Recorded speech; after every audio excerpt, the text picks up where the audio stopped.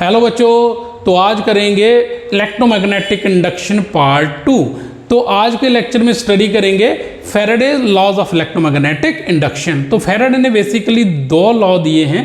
तो वो दो लॉ देने से पहले फैराडे ने कुछ एक्सपेरिमेंट किए और उन एक्सपेरिमेंट के फैक्ट के बेस पे फैराडे ने अपने जो लॉ वो रिप्रेजेंट किए। तो चलिए आज का लेक्चर शुरू करते हैं। मेरा नाम है संदीप और आप देख रहे हैं आपका अपना यूट्यूब चैनल फिजिक्स ई रूट 33। तो आइए देखते हैं वो एक्सपेरिमेंट क्या थे। फर्स्ट एक्सपेरिमेंट में क्या देखा कि induce EMF with the stationary coil and a moving magnet. तो हमने एक कॉइल ली और कॉइल को गैल्वेनोमीटर से अटैच कर दिया और ये आपका मैग्नेट। तो जैसे ही इस मैग्नेट को इस कॉइल के पास लेके आते हैं तो इस कॉइल में मैग्नेटिक फील्ड इंक्रीज होती है और आपका गैल्वेनोमीटर एक मोमेंटरी डिफ्लेक्शन देता है। इट मीन्स कि इस कॉइल के अंदर एक इंड्यूस ईएमएफ, एक इंड्यूस करंट जो वो जनरेट हो चुका है। जैसे ही इस मैग्नेट को दूर लेके जाते हैं अवे फ्रॉम दिस कॉइल, तो इस कॉइल में मैग्नेटिक फील्ड डिक्रीज होती है और डिक्रीज होने से फिर क्या दिखाता है, गैल्वेनोमीटर एक मोमेंटरी डिफ्लेक्शन देगा but opposite in direction, opposite in direction. तो ये था फर्स्ट एक्सपेरिमेंट। सेकंड में क्या बोला कि induce EMF with the stationary magnet and a moving coil. तो एक मैग्नेट लिया, एक कॉइल ली, तो मैग्नेट को स्टेशनरी रखेंगे, अब कॉइल को मूव करेंगे। तो जैसे हम कॉइल को मूव करते हैं टुवर्ड दिस मैग्नेट, तो हम देखते हैं कि इस कॉइल के अंदर मैग्नेटिक फील्ड लाइंस इंक्रीज होती हैं, जिससे कि गैल्वेनोमीटर आपका एक डिफ्लेक्शन देता है। जब क्लोज जाएंगे तो ये ऐसे करके कुछ गैल्वेनोमीटर आपको डिफ्लेक्शन देगा। जैसे ही इस कॉइल को दूर लेके जाते हैं अवे फ्रॉम दिस मैग्नेट, तो आपका गैल्वेनोमीटर फिर एक मोमेंटरी डिफ्लेक्शन देता है but opposite in direction. It means कि गैल्वेनोमीटर आपको डिफ्लेक्शन दे रहा है। क्यों दे रहा है? क्योंकि इस कॉइल के अंदर बनने वाली मैग्नेटिक फील्ड में चेंज आ रहा है और जब मैग्नेटिक फील्ड में चेंज आएगा तो आपका गैल्वेनोमीटर आपको एक डिफ्लेक्शन देगा। इट मींस इस कॉइल में एक इंड्यूस करंट, एक इंड्यूस ईएमएफ जनरेट हो चुका है। And last one is the induced EMF by a bearing current in the neighboring coil। तो हमने दो कॉइल ले ली, उनको किसी वुडन कोर के ऊपर प्लेस कर देते हैं। तो हमने फर्स्ट कॉइल को, इसको प्राइमरी बोल दिया, इसको सेकेंडरी बोल दिया। तो इसको एक बैटरी से अटैच करेंगे। ये की है हमारी की, टैपिंग की, टैप करेंगे, हाथ से दबा के रखेंगे। और ये एक आपका रियोस्टैट, ठीक है, रियोस्टैट मतलब वेरिएबल रेजिस्टेंस, ओके। और जो सेकेंडरी कॉइल है उसको एक गैल्वेनोमीटर से आपने अटैच कर दिया। जैसे मैं इस की को टैप करता हूं, दबाता हूं, तो यहां से करंट फ्लो होगा इस कॉइल में। तो इस कॉइल के में क्या है, करंट चलेगा तो एक मैग्नेटिक फील्ड प्रोड्यूस होगी। और जैसे मैग्नेटिक फील्ड प्रोड्यूस होगी, जैसे मैग्नेटिक फील्ड बढ़ेगी इस कॉइल के अंदर, तो आपका गैल्वेनोमीटर एक डिफ्लेक्शन शो करेगा, ओके। अब हम इस की को कंटिन्यू टैप करके रखेंगे तो यहां से इस कॉइल से निकलने वाला जो मैग्नेटिक फील्ड है वो कांस्टेंट हो जाएगा और गैल्वेनोमीटर 0 दिखाएगा। फिर हम क्या करेंगे, जैसे इस की को ओपन करेंगे, छोड़ देंगे इसको, करंट की सप्लाई बंद हो जाएगी। तो यहां से मैग्नेटिक फील्ड इस कॉइल से डिक्रीज होना शुरू हो जाएगी। डिक्रीज होगी तो फिर क्या होगा, गैल्वेनोमीटर फिर एक मोमेंटरी सा डिफ्लेक्शन देगा but opposite in direction. Clear, okay. तो हमने देखा कि अगर हम इस की को टैप कर रहे हैं, ठीक है, फिर ओपन किया, क्लोज, ओपन करेंगे, कंटिन्यू, ऑन ऑफ करेंगे इस की को, तो आपका गैल्वेनोमीटर एक डिफ्लेक्शन देगा इन ऑपोजिट डायरेक्शन, ओके। तो इन सभी एक्सपेरिमेंट में एक चीज हमने कॉमन देखी, अगर कॉइल में पास करने वाला मैग्नेटिक फील्ड अगर चेंज करता है तो कॉइल में एक इंड्यूस ईएमएफ, एक इंड्यूस करंट बनता है। अगर हम चाहें कि करंट हमें स्ट्रॉन्ग मिले, ज्यादा क्वांटिटी में मिले, तो क्या करना होगा, तो हमें इस मैग्नेट की मूवमेंट या फास्ट करनी होगी या इस की टैपिंग फास्ट करनी होगी। जितना कॉइल को, जितना इस मैग्नेट को फास्ट मूवमेंट करेंगे उतना स्ट्रॉन्ग करंट जो है वो बनेगा। क्लियर, चले आगे। चलिए अब आते हैं Faraday's laws of electromagnetic induction. Note कर लो,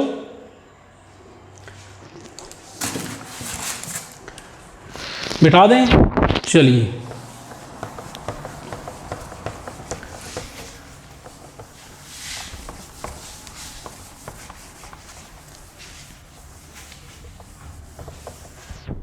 अब देखिए फैराडे ने जनरली दो लॉ दिए हैं।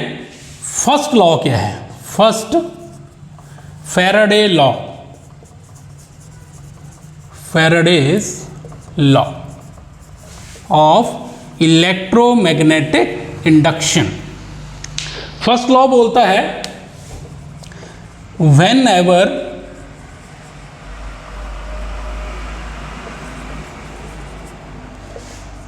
Magnetic field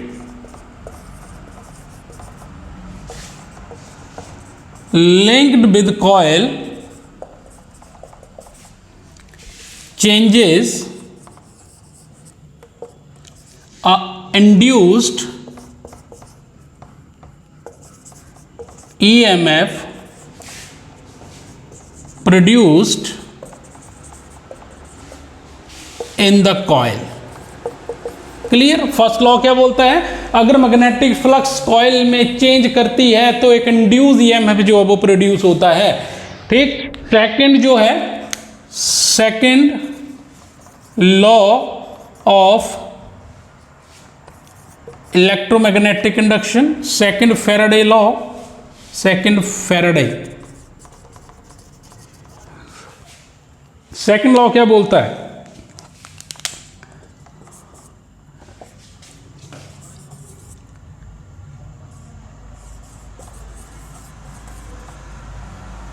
The magnitude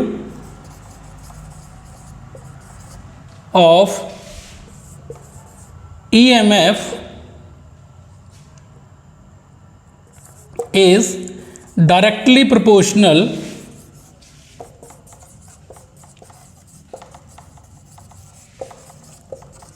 to the rate of change of magnetic flux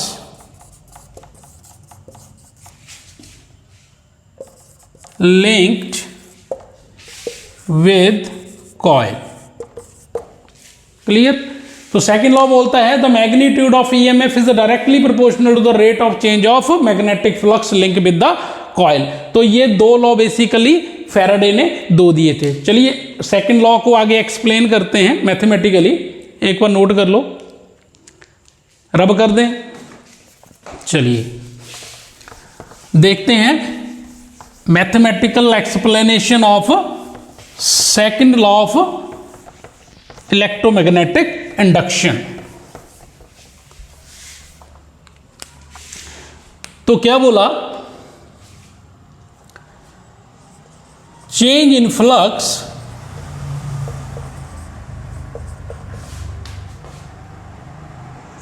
at time t1 and change in flux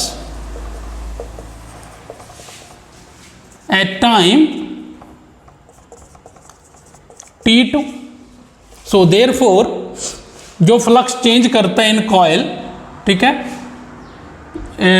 इस phi1 बोल दो और इसको phi2 बोल देते हैं। ठीक है, phi1 and phi2 at time. ठीक है, change in flux phi1 at time t1 and change in flux phi2 at time t2। So therefore change in flux in time interval t2 minus t1 is equal to phi2 minus phi1। then according to statement क्या है? Magnitude of induced EMF is equal to, ये क्या है? Magnitude of induced EMF is equal to या proportional to phi2 minus phi1 upon t2 minus t1। Clear? अच्छा, जैसे ये directly proportional का अगर साइन हटाते हैं तो यहां पर k as a constant use कर लेंगे, phi2 minus phi1 upon t2 minus t1। In SI system SI system value of K is equal to 1। K क्या है? Constant of proportionality. क्या है? Constant of proportionality, constant of proportionality. Clear? और K की value कितनी है? Equivalent to 1। तो E कितना आ गया? Induce EMF that is phi2 minus phi1 upon T2 minus T1। Clear? So therefore induce EMF is equal to d phi b upon dt। Clear? ये आ गया आपका magnitude of induced EMF। Note कर लो। चले आगे, चलिए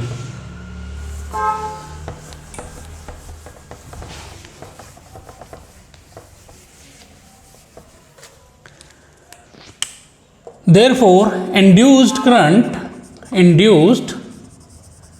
current in the coil is क्या आएगा? I is equal to,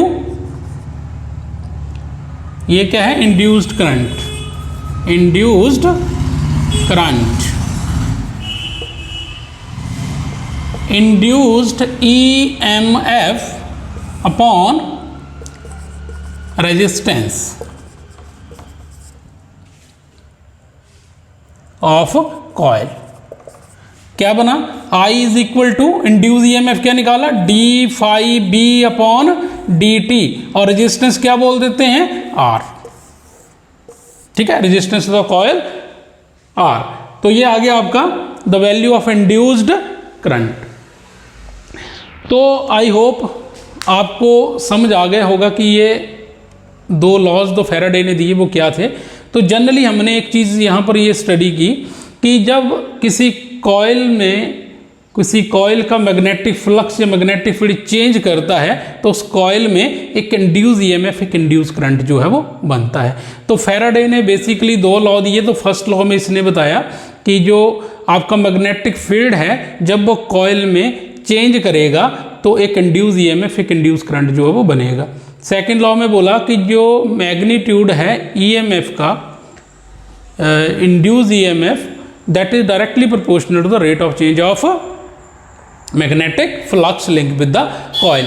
तो ये तो बता दिए फैराडे के सेकेंड लॉ ने कि ये जो EMF बना इसका मैग्नीट्यूड क्या है, बट इसकी डायरेक्शन नहीं बता पाया।